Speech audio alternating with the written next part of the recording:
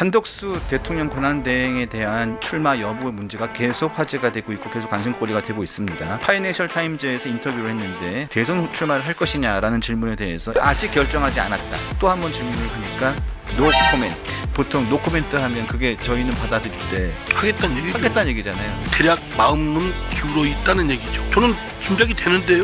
짐작이 되세요? 예. 자, 한덕수 대통령 권한대행에 대한 출마 여부 문제가 계속 지금도 계속 화제가 되고 있고 계속 관심거리가 되고 있습니다. 파이낸셜 타임즈에서 인터뷰를 했는데 한덕수 대행이 대선 출마를 할 것이냐라는 질문에 대해서 이렇게 얘기를 했습니다.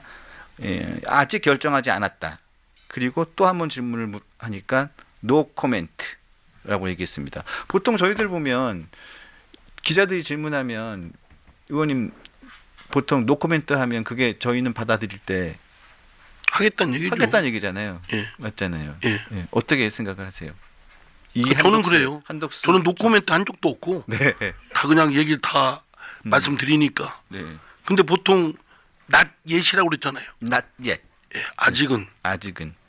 그러니까 그 얘기는 대략 마음은 기울어 있다는 얘기죠. 어느 마음은 쪽인가. 기울어 있다. 저는 짐작이 되는데요. 짐작이 되세요? 예. 특별한 경우 아니면 마음이 기울어져 있고 나름 하여튼 그렇다고 지금 갑자기 갑자기는 아니지만 이렇게 하는 것도 일정한 절차가 있지 않습니까?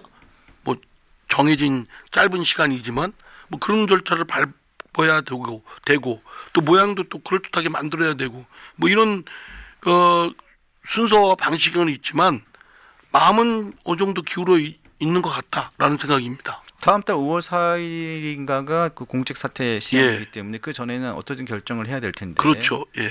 출마를 하든 출마를 하지 않든 예. 그 안에 여러 가지 뭐 정치 일정이 있을 수 있겠지만 그냥 제 생각에는 트럼프 미국과의 관세 협상 결과가 제일 중요하지 않을까 생각이 듭니다만 어떻게 생각하십니까? 뭐 그것도 있을 수 있지만 어제 그 KBS 의료진단인가요? 그 아침 프로에 나와서 네.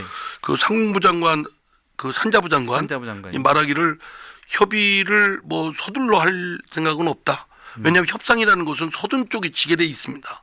그러니까 지금 트럼프가 지금 막 우리 한국을 최우선 협상국으로 삼아서 막 몰아치고 있잖아요. 우리하고 일본하고. 그런 점에 있어서는 좀 협상 자세에서 느긋할 필요는 있다고 보고 너무 막 결론을 내려고는 할 필요는 없다라고 생각되고요. 완전히 우리한테 유리하지 않는 한 다만 저는 좀 한덕수 대행이 출마를 해야 된다고 봅니다. 아, 출마를 해야 된다고 왜냐하면 보세요? 네. 지금 이재명 대표 지금 민주당 내 경선에서 봤듯이 88.1인가 1호인가 그렇고 또 영남에서는 90.81인가 얼마 나왔잖아요. 네. 합해서 거의 90%에 육박합니다. 이거는 그 숫자만으로도 위협적이고 위험한 겁니다. 민주주의에서 견제받지 않는 권력은 위험한 거예요. 언제 다수의 폭정이 이루어질지 모릅니다. 다수의 이름으로 지금까지 22대 국회 들어와서 민주당이 보인 행태는 국회에서 다수 의석을 갖고 있다는 것만으로 막 줄탄핵. 그래서 공직을 직무정지시켰죠. 그다음에 법안을 막 100몇십 개를 막 일방 처리했죠. 다음에 특검 막 했죠. 그리고 마구제비 열지 않습니까? 정모 법사위원장 또 무슨 거방위원장 뭐 행태를 보면 아시잖아요. 네. 또 뿐만 아니죠. 우원식 의장 막 그냥 거의 일심동체가 돼서 그 배경에는 이재명의 그 사법 처리를 막기 위한 아주 그냥 절박한 그런 걸로 방탄 역할을 한 건데 다수의 폭정입니다. 민주당이 늘 얘기하기를 다수결 아니냐 민주주의는 그 얘기가 다수가 하는 건 뭐든지 다 정당화된다는 얘기 아닙니까? 네.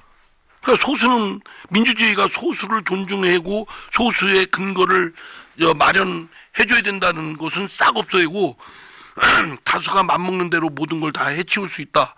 이건 다수의 폭정인데 이 다수의 폭정을 지금 88점 몇 퍼센트, 90 몇 퍼센트 뭐 이것이 보여주고 있는 겁니다. 네. 다수면 모든 걸 다 할 수 있다. 히틀러가 그랬어요.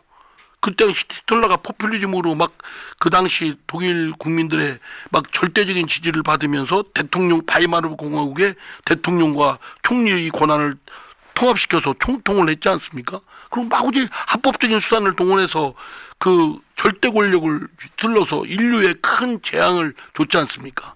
저는 그 지금 민주당이 충청권 영남권에서 보인 88점 몇 퍼센트, 90% 뭐 이런 수치는 한국 정치의 위협과 위험을 상징하는 그것이고 바로 이거를 방치할 경우 재앙이 될 것이다. 그러면 이걸 막으려면 물론 현재 총리가 권한대행이 아니 뭐 선거 관리도 놔두고 뭐 지금 당장 급한 민생 놔두고 본인이 심판한다고 하다가 선수를 뛴다는 게 말이 되냐? 네. 오죽하면 되겠어요. 오죽하면 그렇게 하겠어요.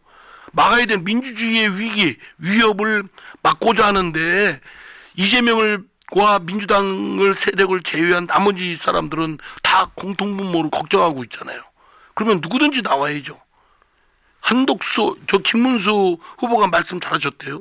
그러니까 한독수 아니라 그 이외의 사람이라도 이재명을 꺾을 수 있는 거라면 이재명을 꺾는다는 거는 이재명을 꺾는 무슨 사감 때문에 그런 게 아니라 이재명이 갖고 있는 위험, 재앙 이거를 막기 위해서는 나머지 사람들이 연합을 해서 대연합을 해서 막아야 된다. 그게 이 시대에 살고 있는 사람이 해야 될 소명이라고 저는 생각합니다. 그렇기 때문에 거기에는 한독수 권한대행도 예외가 아니고 한독수 권한대행이 지금까지 그 윤석열 정부의 총리로서였다면 지금 이번 대선은 인수위원회도 없이 곧바로 대통령 직무수행을 해야 됩니다. 예, 바로 들어가야죠. 그렇기 때문에 대통령의 그런 경험 또는 능력이 축적된 분이 해야죠.